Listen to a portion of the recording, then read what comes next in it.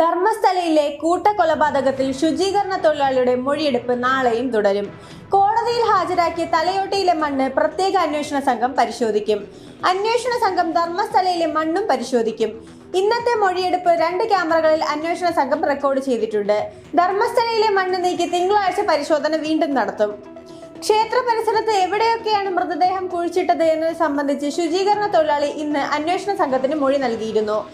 ക്ഷേത്ര പരിസരത്തെ 3 കിലോമീറ്റർ ചുറ്റളവിലെ വനമേഖലയിലും മൃതദേഹങ്ങൾ കുഴിച്ചിട്ടു എന്നും ഇയാൾ വെളിപ്പെടുത്തി. അന്വേഷണ സംഘം തങ്ങളുടെ പ്രത്യേക ഹെൽപ്പ് ഡെസ്ക് ഓഫീസ് ബെൽത്തങ്ങാടിയിൽ ഉടൻ തുടങ്ങും. 2003 ധർമ്മസ്ഥലയിൽ വെച്ച് കാണാതായ അനന്യ ഭട്ടിന്റെ തിരോധാന കേസും പ്രത്യേക അന്വേഷണ സംഘമാണ് അന്വേഷിക്കുന്നത്.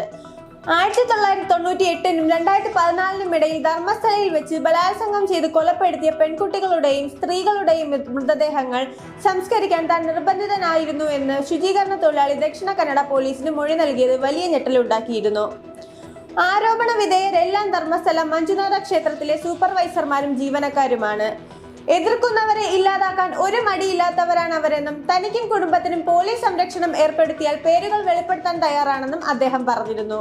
മഞ്ജുനാഥ സ്വാമി ക്ഷേത്രത്തിലെ മുൻ ശുചീകരണ തൊഴിലാളിയുടെ വെളിപ്പെടുത്തൽ പുറത്തു വന്നതിന് പിന്നാലെ നിരവധി പേർ ധർമ്മസ്ഥലയ്ക്കെതിരെ ഗുരുതര ആരോപണവുമായി രംഗത്തെത്തിയിരുന്നു. എന്നാൽ ആരോപണങ്ങൾ വന്നിട്ടും കർണാടക സർക്കാർ കാര്യക്ഷമമായി ഇടപെടാത്തത് വലിയ ചർച്ചയായിരുന്നു. പിന്നാലെ SIT രൂപീകരിച്ചതായി ഉത്തരവിറക്കി കർണാടക സർക്കാർ രംഗത്ത് വന്നു. 4 അംഗ അന്വേഷണ സംഘത്തെയാണ് ശുചീകരണ തൊഴിലാളിയുടെ വെളിപ്പെടുത്തലിൽ സമഗ്രമായി അന്വേഷിക്കാൻ ചുമതലപ്പെടുത്തിയിരുന്നത്. പ്രണവ് മോഹന്തി IPS ആണ് SIT അന്വേഷണ സംഘത്തിന്റെ തലവൻ.